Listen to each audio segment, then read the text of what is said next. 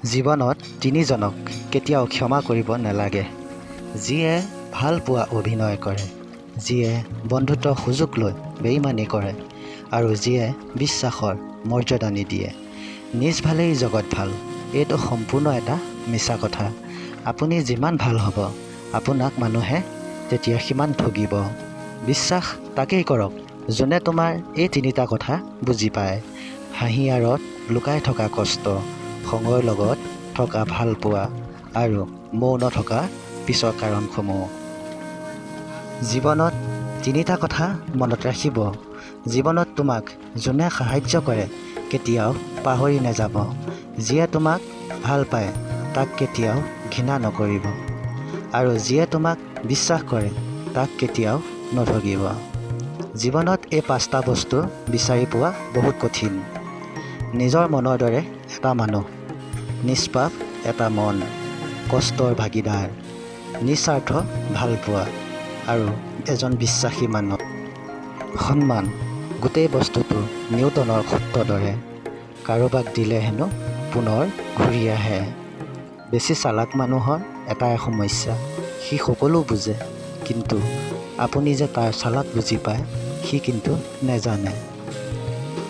পাই লোৱা পাছত যদি মৰ্যাদা দিব নোৱাৰে তেনেহ'লে হাৰি যোৱাৰ পিছত কান্দিব নালাগে। তিনিটা বস্তু ঘূৰি নাহে, সময়, কথা, সুযোগ। তিনিটা বস্তু হেৰুৱা ঠিক নহয়, শান্তি, আশা আৰু সততা। তিনিটা বস্তুৱে পতন হয়, হিংসা, মিছা আৰু অহংকাৰ। তিনিটা বস্তু বহুত দামী, ভালপোৱা, আত্মবিশ্বাস আৰু বন্ধুত্ব। সুখে থকা দুটা পদ্ধতি আছে, পৰিস্থিতিক সলনি কৰি দিয়া, নহ'লে পৰিস্থিতি বুজি নিজকে সলনি কৰি নিয়া। কিছু ভুল মানুহক অনেক কিছুমান শিক্ষা দিয়ে, কিছু কষ্ট মানুহক পাথৰ কৰি পেলায়, কিছু অভিমান মানুহক ওপৰ কৰি দিয়ে আৰু কিছু বাস্তৱতা মানুহক অনেক সলনি কৰি দিয়ে। ছোৱালী পিছত নুঘূৰি পঢ়া পিছত ঘূৰক। সময় হ'লে কেৱল ছোৱালীয়ে নহয়, ছোৱালী মা বাবা তোমাৰ পিছত ঘূৰিব। নিজৰ কাৰণে অলপ স্বাৰ্থপৰ হোৱাটো ভাল, কাৰণ নিজৰ ভাল হ'লে বেলেগৰটো নহয়। গতিকে নিজৰ ভালটো নিজকে ভাবিবলগীয়া হয়। জীৱনত ডাঙৰ হোৱা আনক সৰু কৰি নহয়, জীৱনত হাঁহা কিন্তু আনক কন্দুৱাই নহয়, জীৱনত জয়ী হোৱা আনক ঠগি নহয়, জীৱনত সুখী হোৱা কিন্তু আনক কষ্ট দি নহয়। এটা বাস্তৱ সত্য কথা, যাৰ মনটো ভাল হয় তাৰ কপালখনেই বেয়া হয়।